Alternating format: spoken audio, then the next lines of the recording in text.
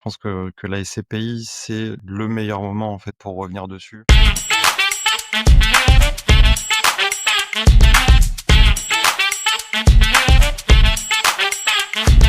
Bonjour Alexandre. Bonjour, bonjour à tous. Bonjour. Alors, dans le premier épisode, on a parlé de Quorum et de Immorant.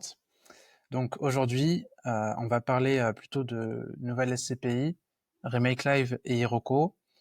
Donc Clément, donc je rappelle, t'es fund manager, ancien fund manager pardon chez Sofidy. Aujourd'hui, t'es conseiller SIF, conseiller en investissement et conseiller en gestion de patrimoine. Et Alexandre, toi, t'es président fondateur de Épargne Pluriel et également SIF, conseiller en investissement et conseiller en gestion de patrimoine. Alors, Clément, tu voulais nous parler du nouveau rapport ASPIM des SCPI qui est sorti il y a quelques semaines, je crois. Exactement. Alors le rapport ASPIM, c'est en fait c'est une association indépendante qui collecte des datas auprès des sociétés de gestion et notamment des données hyper intéressantes puisqu'on retrouve tout ce qui est collecte et performance de toutes les SCPI de la place. Donc pour rappel, il y a quand même plus de 200 SCPI sur le marché, donc c'est hyper intéressant de voir ce qui se passe chez les uns les autres. Et en fait, on se rend compte que la dynamique de collecte repart quand même à la hausse, notamment au premier trimestre, avec plus de 30% de collecte nette sur l'ensemble des SCPI. Plutôt un point positif. Après, cette collecte en fait vraiment centrée sur une dizaine de SCPI. Donc c'est hyper important de le surligner. Et elle est notamment captée par les deux SCPI qu'on va vous parler aujourd'hui, en l'occurrence Hirokozen et Rimac Live. Quand tu dis plus 30%, c'est par rapport au premier trimestre 2024 ou au Ouais, dernier c'est ça. trimestre? Par rapport au premier trimestre 2024. On vous mettra le lien complet de l'étude ASPIM en Qui était copie. quand même une année horrible pour les SCPI 2024. Donc on repart sur des niveaux qui étaient historiquement faibles, non? Ouais, c'est ça. En fait, il y a eu plus d'1 milliard de collecte nette au premier trimestre contre 0,8 en 2024. Et c'est vrai que ça a été un montant très très faible par rapport aux années précédentes. Donc on remonte progressivement, mais c'est vrai qu'on sort d'une période assez difficile, mais qui s'explique logiquement par ce qu'on a vécu, la hausse de taux, entre autres, par un contexte pas forcément favorable pour le marché de l'immobilier. Est-ce que dans le rapport, il y a des détails sur la collecte, par exemple, des deux SCPI dont on avait parlé, Quorum et Sofidy? Ouais, exactement. En fait, on a vraiment la répartition par SCPI, par société de gestion. Aujourd'hui, l'essentiel de la collecte est faite par les SCPI dites diversifiées, donc notamment Quorum Origin, qui a collecté plus de 100 millions sur le premier trimestre. Mhm. Et Sofidy a collecté via notamment sa SCPI Sophie Dynamique, Mhm. qui a collecté 22 millions. Ok. Voilà. Du coup, peut-être on peut parler des deux SCPI qui collectent le plus actuellement et qui ont aussi le vent en poupe pour des raisons de frais. Est-ce que tu as envie de démarrer sur Hirokozen, par exemple? Et bah avec plaisir. Alors, Hirokozen, c'est la SCPI qui a collecté le plus sur le premier trimestre de l'année, avec près de 150 millions de collectes. Et alors, c'est une SCPI dite sans frais d'entrée, SCPI nouvelle génération, qui s'est lancée en 2020.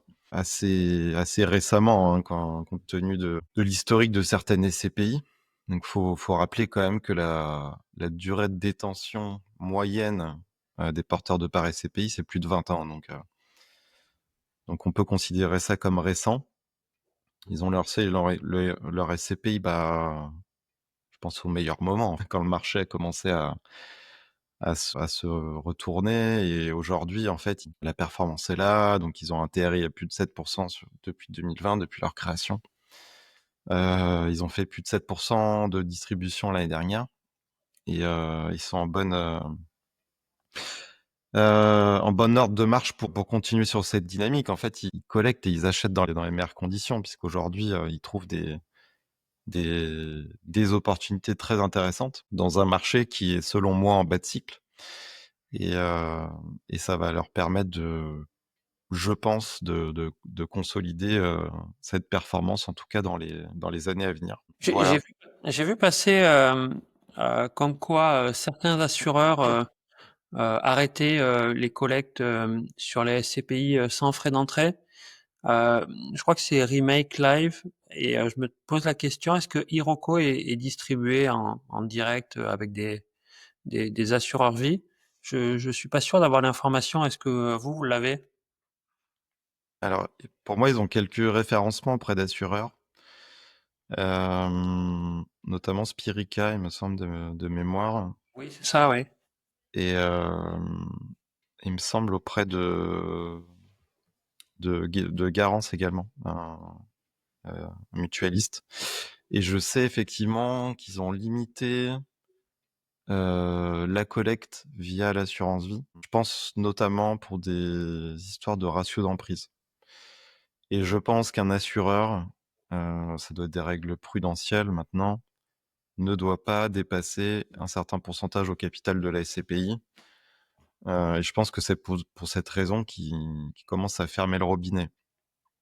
Parce que sur des performances à 7%, parce que les 2 véhicules ont distribué plus de 7%, via de l'assurance vie, c'est optimisé fiscalement. Donc on comprend vite l'engouement pour ces produits sur de l'assurance vie pour aller chercher davantage de rendement. Et je pense que c'est pour ça que les assureurs limitent cette collecte. Oui. Et puis peut-être qu'on y reviendra un peu plus tard, mais c'est aussi pour éviter un deuxième effet Capimo. Capimo qui était une UC immobilière distribuée par Primonial et avec énormément d'institutionnels qui étaient présents dans l'unité de compte. Et lorsque les institutionnels ont décidé de vendre, ça a mis en difficulté la SCI immobilière, qui a du coup subi des pertes en capital assez importantes et qui a créé pas mal de problèmes de liquidité chez les assureurs. Et comme la SCPI comme est détenue par un assureur, la liquidité doit être assurée par l'assureur et non pas par la société de gestion. Donc ça a aussi quelque chose de plus protecteur pour l'épargnant, mais de plus dangereux pour l'assureur qui porte la SCPI. Je pense que ça a fait bouger les lignes effectivement sur ces dernières années. Et on s'est rendu compte, enfin je pense on en rediscutera sûrement plus tard, mais les UC immobilières, pour moi, c'est pas adapté en fait. Enfin, Ah, pour moi, le produit immobilier est pas du tout adapté dans. C'est quelque chose de d'illiquide en fait, hein. Un actif immobilier, c'est tangible, ça se vend pas comme ça s'achète pas comme ça prend du temps. C'est voilà, d'avoir voulu le rendre liquide via ces contrats d'assurance vie et notamment via ces UC. Bah en fait, on a vu que c'était compliqué quand il y avait beaucoup de retraits. Et, et voilà. Alors, pour revenir sur un Riroco, donc on voit pas la répartition du capital entre les particuliers et les institutionnels, mais il faut savoir qu'il y a quand même aujourd'hui plus de 20 000 épargnants dans le véhicule, ce qui est assez significatif. oui. J'étais en train de regarder et tu vois, c'est une différence majeure avec Remake Life qui, pour le coup, Remake Life, pardon, qui pour le coup vont avoir que 7000 associés. Et en recherchant pour préparer le podcast, je suis tombé sur une information. Remake, à leur démarrage, ils ont un institutionnel ou des institutionnels qui ont investi pour démarrer la SCPI à hauteur de plus de 50% du capital. Donc, des sources que j'ai, environ 50 millions. Donc, ça veut dire, à mon avis, que en termes de répartition instit versus euh, personne, des investisseurs comme toi et moi, il y a beaucoup plus d'institutionnels chez Remake que chez Hirokozen. Et ça, pour moi, c'est un point très positif pour Hiroko, un point d'attention pour Remake, parce que encore une fois, la les institutionnels et leur ration d'emprise peuvent avoir une importance enfin, ça peut être intéressant de le regarder si un jour il y a un retournement des marchés, quoi. Parce qu'ils peuvent sortir beaucoup plus rapidement et en plus avec des frais d'entrée qui sont nuls. Bah là, voilà, c'est un combo qui peut être très néfaste lorsqu'il y a un retournement de cycle sur les marchés immobiliers. Je pense que tant que la performance est là, il y aura pas de sujet, mais c'est un vrai point de vigilance effectivement. Ils ont selon moi beaucoup de référencement aujourd'hui auprès des assureurs.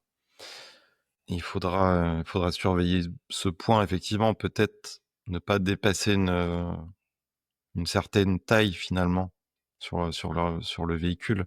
Je sais pas s'il y a question de lancer un deuxième SCPI chez eux. J'ai peut-être entendu des rumeurs à ce sujet. Bon, on en saura peut-être plus dans les prochains mois, mais pour moi, un des sujets aussi sur ces SCPI «sans frais d'entrée» entre guillemets, c'est leur taille et on s'est rendu compte que historiquement, les gros véhicules, qui ont beaucoup collecté, ont pas forcément investi, heu, dans les meilleures conditions, sur les meilleurs actifs et justement plus ça collectait, bah, plus ils sont poussés à acheter et bon voilà, je pense qu'il faut être vigilant sur une histoire de taille aussi et je sais que Iroko a dépassé le milliard de capi aujourd'hui Ah oui. et voilà, je sais pas jusqu'où ils veulent aller. Je sais qu'ils ont fait voter en AG une résolution pour faire passer à 2 000 000 le capital.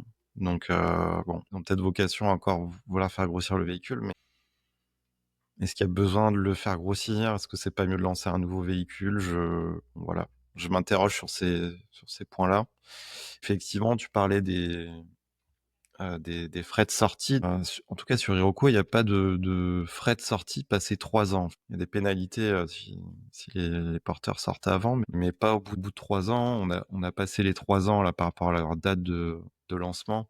On se rend compte qu'il n'y a pas tant de ventes que ça par rapport à leurs collègues. Donc ça illustre quand même qu'il y a vraiment de la confiance dans le véhicule et de toute façon, la performance est là. Et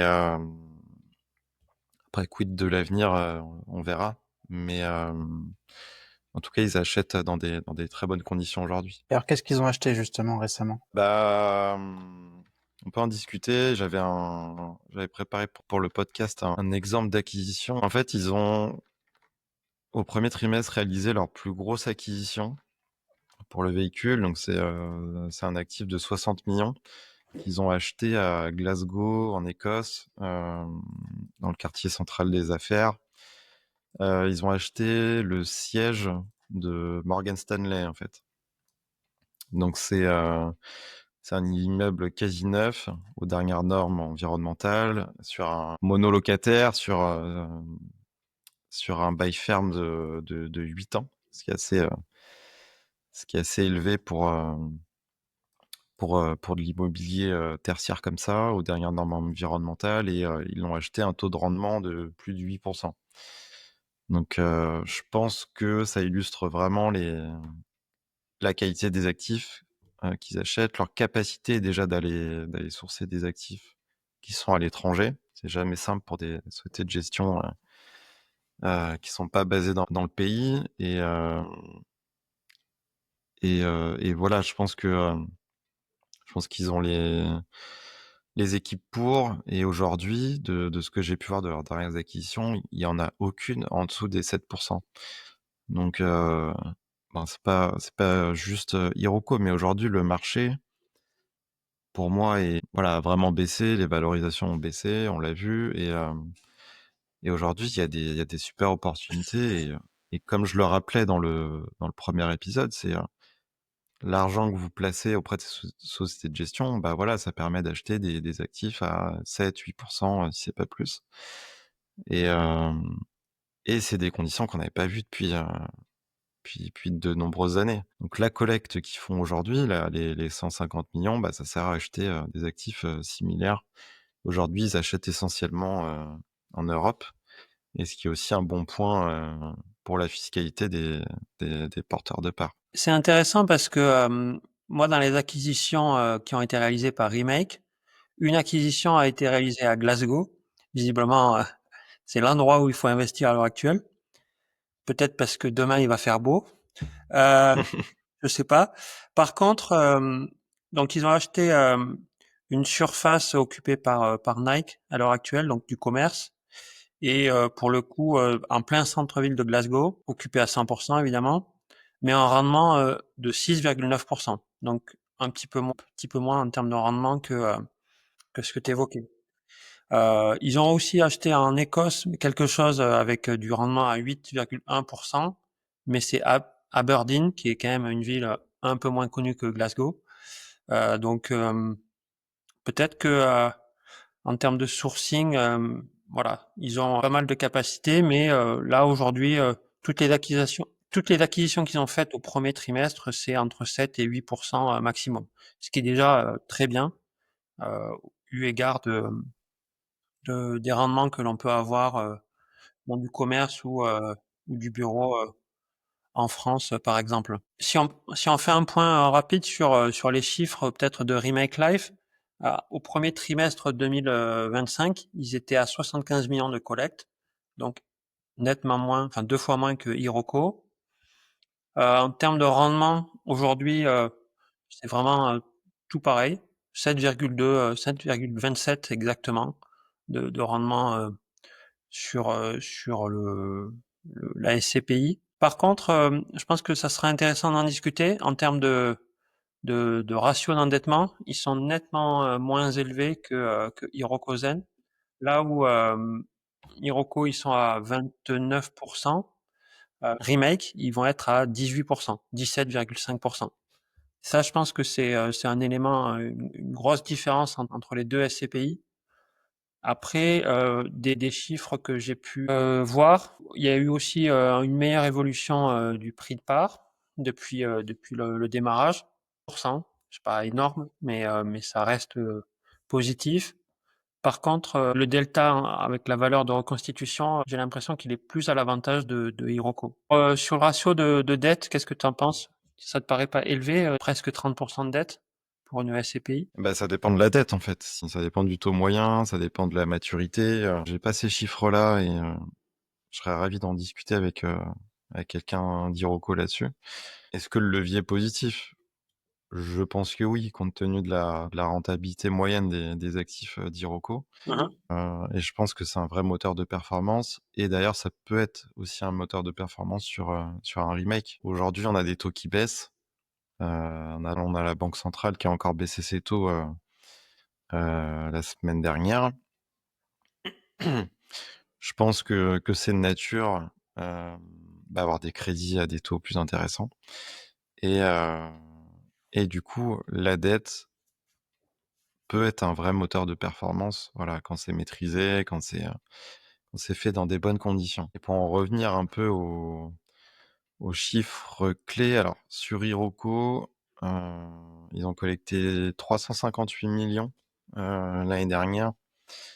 Euh, Bon, ils ont eu un taux de distribution de 7,32. Ils ont fait une revalorisation de part, mais je pense que c'est important de le souligner parce qu'à côté, on était plutôt dans une phase de d'évaluation de part sur beaucoup d'autres acteurs. Donc ça montre que c'était pas le cas chez eux.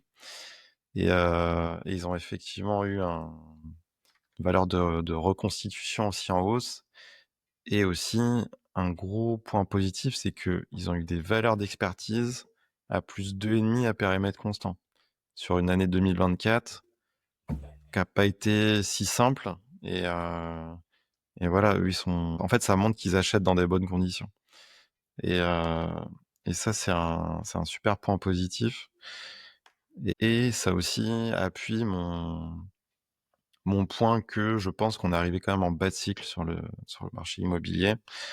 Et aujourd'hui, qu'on aura plutôt vocation à avoir des actifs immobiliers qui remontent. Là, sur des portefeuilles comme ceux de Hiroko Remake, européens, diversifiés, et je trouve ça très positif. Ouais, c'est vrai qu'en parlant de fiscalité, par exemple, Les deux sont quasiment au même niveau. De ce que j'ai vu, mecs, ils sont à 60% à l'étranger, Iroko 65%, donc c'est à peu près du pareil au même. Et pour le coup, ça permet d'avoir un bel avantage en termes de fiscalité versus une SCPI euh, purement française qui, même si elle va avoir de belles performances, et je pense à des SCPI comme Kianeos Pierre par exemple, elles vont forcément avoir une fiscalité euh, française sur leurs revenus. Donc c'est plutôt des SCPI qu'on va acheter en nue propriété. Là, pour le coup, dans une optique de complément de revenus, ces deux SCPI, elles sont parfaites. Tu peux peut-être rappeler le mécanisme. Alors, du coup, il n'y a pas de prélèvements sociaux à l'étranger, c'est ça sur les revenus, donc sur les loyers. Et ils appliquent un prélèvement à la source, c'est ça que tu récupères au moment de ta déclaration, alors sans trop rentrer dans les détails, mais... Oui, tout à fait. En fait, la SCPI va payer directement de la fiscalité dans les pays dans lesquels les actifs vont être détenus. Et ensuite, il va y avoir un mécanisme pour ne pas payer de fiscalité à la fois en France et à la fois à l'étranger.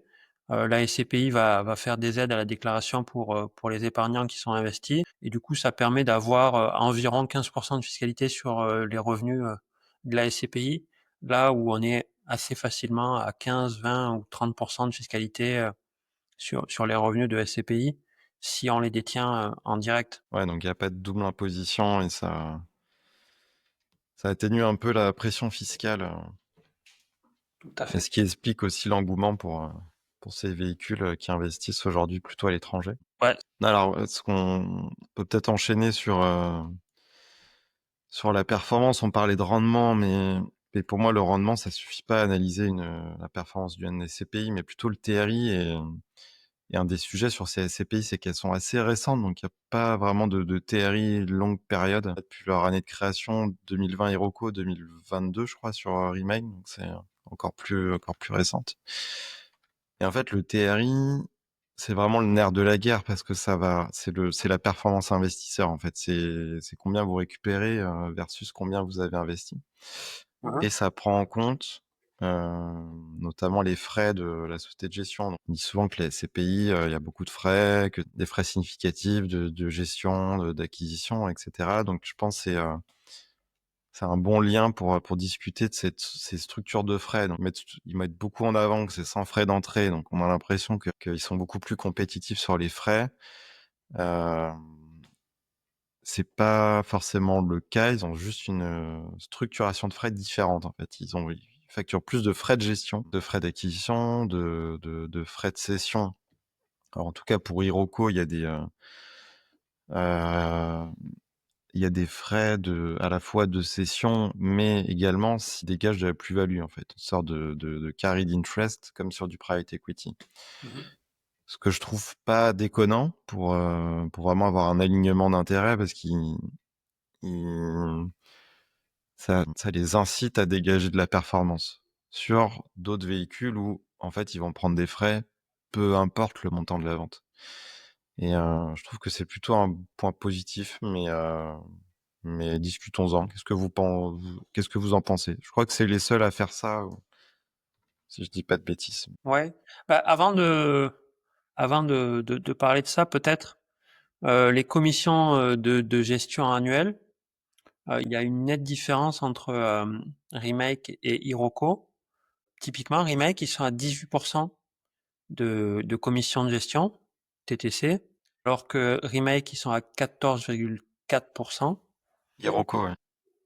Iroko, merci. Les SCPI ancienne génération type Quorum, par exemple, je crois qu'elles sont à plutôt 10 TTC. Clément, est-ce que tu confirmes ce chiffre-là? Oui, c'est plutôt le standard de marché, ouais, 10 en frais de souscription et 10% en frais de gestion. Donc aujourd'hui, on est sur un marché qui fonctionne bien, où on peut acheter des actifs avec des rendements hyper attractifs. Mais si demain on peut plus acheter des actifs de ce type-là, les 18 ou 14% de frais de gestion, ils vont se refléter dans les 7 ou 7,5 de rendement actuel des SCPI. On est d'accord? Donc il faut quand même en avoir conscience parce que c'est pas une SCPI sans frais, c'est juste une SCPI avec des frais qui sont répartis plutôt sur la durée. Il y a pas Toi, de frais Alexandre, d'entrée, mais il y a des frais plus élevés. t'étais assez, t'avais un avis assez tranché sur la question, je crois. Et moi, je suis pas très fan des SCPI sans frais, enfin sans frais d'entrée. Pas tant. Alors, les frais de gestion, effectivement, de toute façon, c'est, je crois, le premier poste de frais sur la durée de détention moyenne d'une SCPI, donc plus de 20 ans historiquement, euh, pour les SCPI historiques, donc avec des frais de souscription. Donc, les frais de gestion sont plus importants que les frais de souscription finalement. Mais, euh, mais pire que ça, pour moi, le sujet des nouvelles SCPI, c'est surtout les frais de transaction. Donc que tu as évoqué, enfin que vous avez tous les deux évoqué d'ailleurs. Euh, Justement, je crois que, enfin vous allez me le dire, Hiroko, les frais de transaction sont quand même sensiblement supérieurs à, à Remake. Quelle est la, quelle est la différence en fait un peu entre les deux? Est-ce que ça pourrait pas justement participer à expliquer la différence principale entre les deux SCPI? Elle se répercuter d'ailleurs peut-être dans le dans le rendement immédiat, non? Sur les frais de transaction, sur Heroku, on a 3% du prix de vente hors taxe. Et à l'acquisition, c'est 5% hors taxe. On avait discuté justement Clément avec euh, le directeur d'Iroko sur LinkedIn. Oui, en fait, ça se cumule pas, si tu veux. C'est soit ils vont passer par des brokers et, et ils vont les payer parce que alors, bon, leur travail, il est pas gratuit et ils sont apporteurs d'affaires, si tu veux. C'est eux qui font le sourcing de deal, l'accompagnement, etc.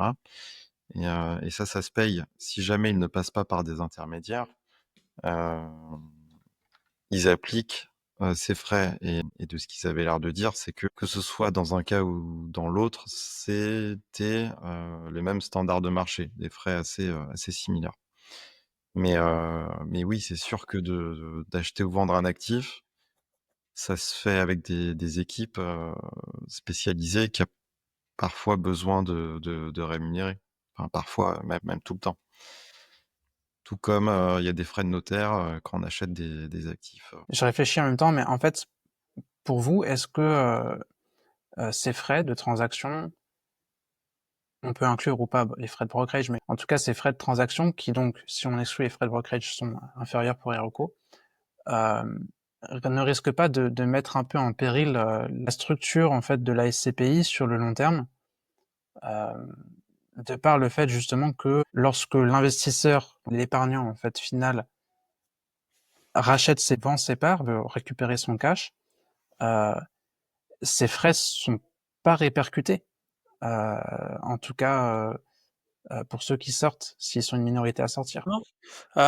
Moi, je pense en tout cas que cette absence de frais d'entrée va amener à plus de facilité d'arbitrage des clients qui ne se sentent pas autant liés à la SCPI qu'avant avec un quorum ou d'autres SCPI avec des frais d'entrée importantes de 10% hors taxe, donc 12 TTC. Et du coup, dès qu'il va y avoir un mouvement de marché, peut-être que les épargnants vont plus facilement sortir de la SCPI pour aller sur une autre SCPI. Et c'est ça qui est mon point d'interrogation le plus fort vis-à-vis de ces SCPI nouvelle génération. On vient de démontrer que finalement, en termes de frais, soit on paye une bonne partie tout de suite, et ensuite on va avoir des frais de gestion moins importants, soit on va avoir pas de frais d'entrée au démarrage, mais chaque année on va avoir des frais un peu plus importants. Mais globalement, si suit les recommandations de l'AMF et qu'on détient le produit au minimum 10 ans et voire plus, en termes de frais, globalement, on va être peu ou prou sur les mêmes standards dans dans les deux cas. C'est simplement que dans un cas, étant donné qu'il n'y a pas de frais d'entrée, eh ben, on peut se retrouver sur un phénomène où il y a une nouvelle baisse du marché de l'immobilier qui arrive quand même une fois tous les 10 ans peut-être. Et là, quid de la liquidité, quid des épargnants? Après, on le voit aujourd'hui, une SCPI comme Quorum par exemple, qui maîtrise bien sa collecte et ses acquisitions, elle a su rester en capacité de produire de la performance et de la confiance chez les épargnants, malgré les cycles immobiliers. Donc c'est une inquiétude qui est la mienne, mais qui peut ne pas du tout se matérialiser. Moi, c'est pour ça que je pense que le sujet de la taille est hyper central. Et moi, j'aime quand même bien la structure côté Iroko parce que, ok, il n'y a pas de frais d'entrée, mais derrière, en fait, ils sont incentivés sur les performances à la vente. Donc, en fait, ça incite à avoir une rotation du portefeuille quand même et dégager de la performance, ce qu'on ne voit pas forcément dans d'autres structures. Et en fait, les SCPI historiques ont plutôt tendance à acheter et on laisse tourner, on s'en occupe pas, on capte les loyers et basta. Et là, en fait, c'est pas le cas. Et je pense qu'avoir une bonne rotation d'actifs, voilà, travailler les actifs, s'en occuper pour voilà, les relouer, faire les travaux qu'il faut, dégager de la plus-value. Je pense que c'est c'est un très gros travail des équipes de gestion, mais voilà, il y a un alignement d'intérêts et je trouve que c'est un point positif. Maintenant, effectivement, la performance sera clé et les performances passées ne, ne présagent pas des performances futures. Tant que la performance est là, effectivement, il n'y a pas de raison d'avoir des grosses sorties et je pense que ces véhicules fonctionneront bien. Oui, la taille à surveiller, collecte à surveiller, comme l'ont fait des CPI malines qui aujourd'hui ont gardé de la trésorerie et sont capables de déployer dans des bonnes conditions. Pour moi, le sujet, c'est que la SCPI, enfin, une SCPI, elle dépend, sa bonne tenue dépend de la confiance des épargnants. C'est le principal facteur pour moi qui fait que la SCPI va tourner ou pas. C'est la collecte et la maîtrise de la collecte. Donc pas avoir trop de collecte dans les périodes où l'immobilier est cher, pour parler rapidement, et en avoir assez au moment où le marché est un peu en crise de liquidité ou en crise pour toute autre raison. Et pour moi, le sujet, c'est que pour les SCPI sans frais, euh, le fait que les épargnants s'attendent à recevoir l'entièreté de leur prix de souscription au moment où ils sortent, fait que ça aggrave le fait que ça peut aggraver une crise. Ça aggrave le fait que si les épargnants sortent en masse et qu'il n'y a pas assez de nouveaux entrants par rapport aux sortants, ça ampute encore d'autant plus le capital de la SCPI et donc la SCPI doit vendre encore plus d'immeubles et le cercle vicieux que peut créer une telle situation est amplifié. Est-ce que vous me rejoignez là-dessus ou pas du tout? Oui. Ouais, je suis d'accord, ouais, c'est une question de confiance et tant qu'il y a la collecte, c'est un modèle qui tourne et le jour où il y a de la décollecte, bah, c'est un vrai sujet, mais ça, on le voit dans d'autres véhicules aujourd'hui, hein, il y a des solutions, hein, il y en a, ils stoppent, ils arrêtent les retraits, ils font ce qu'ils appellent des fonds de remboursement, donc c'est la pire situation pour une société de gestion. Mais il y a des solutions qui existent et on le rappelle, hein, l'horizon de détention recommandé, donc c'est 10 ans. La durée moyenne de détention des associés, c'est plus de 20 ans. Pour moi, et oui, il faut le rappeler, hein, mais détenir des parts de SCPI, c'est pas pour les vendre demain. Pour moi, c'est un vrai outil de détention de long terme pour avoir des revenus complémentaires et tant que la société de gestion verse ses revenus,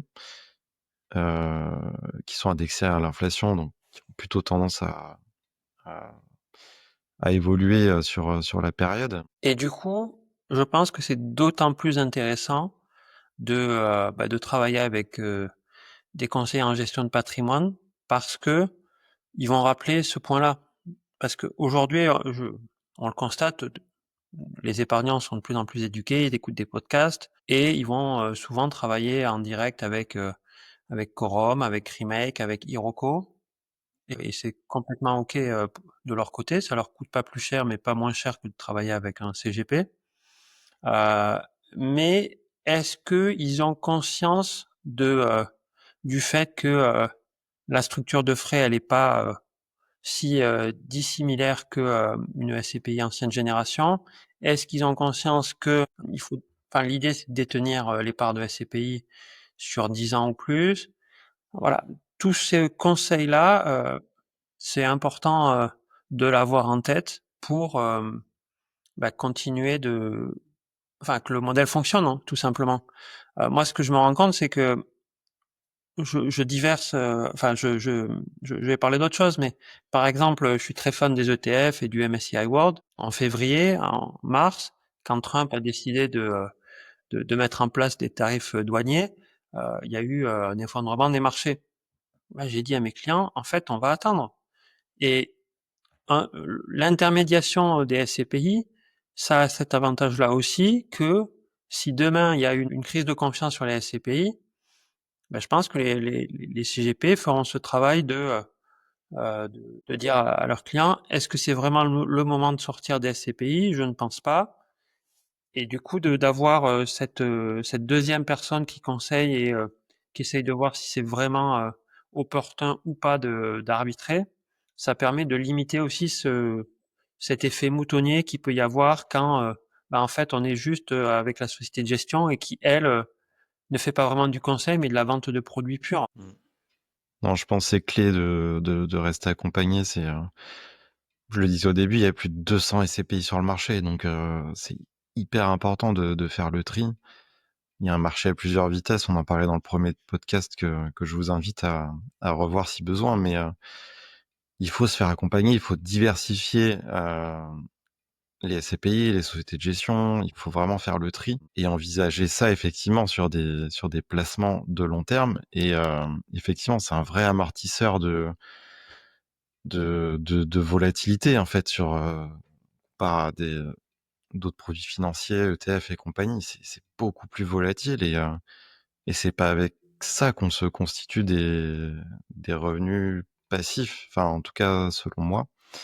Et aujourd'hui, sans aucun souci de gestion, vous constituez vraiment une rente future indexée sur l'inflation, sur de l'immobilier commercial que vous auriez jamais accès en tant que particulier. Donc c'est diversifiant et pour moi tout à fait cohérent dans une allocation d'actifs de long terme.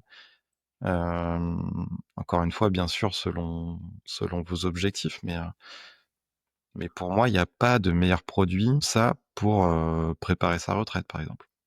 Enfin, c'est vraiment ma conviction sur le sujet. Mais il faut rester, bien sûr, bien accompagné. On vous mettra dans les commentaires le tableau où on compare les frais de Hiroko et de Remake. Comme ça, vous pourrez voir le tableau qu'on a préparé en préparation du podcast. Alors, est-ce que vous achetez plutôt Hiroko ou Remake? Moi, je valide Hiroko. Je pense que tous les indicateurs sont au vert. Comme je le disais, voilà, les performances sont là, ils achètent dans les meilleures conditions, ils ont un super TOF. Et, et voilà, je pense que le ciel est dégagé pour, pour cette SCPI. Maintenant, attention à la taille, et je pense que ce sera un des points de vigilance pour la suite. Mais je valide. Si on me demandait de choisir, je resterais sur Remake Live, même si j'aime bien les deux, pour deux raisons. Le fameux endettement, et ensuite la collecte qui est quand même un peu plus modérée chez Remake, importante mais 2 fois moins importante que Hiroko. Et ces deux éléments me rassurent. Mais ça sera intéressant de s'entretenir avec les asset managers de Remake et de Hiroko pour, pour pouvoir avoir un peu plus d'éléments factuels sur notamment la dette, comment elle est utilisée, comment elle est structurée.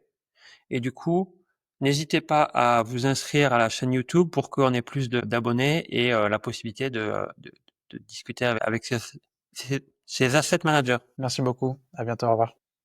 Merci.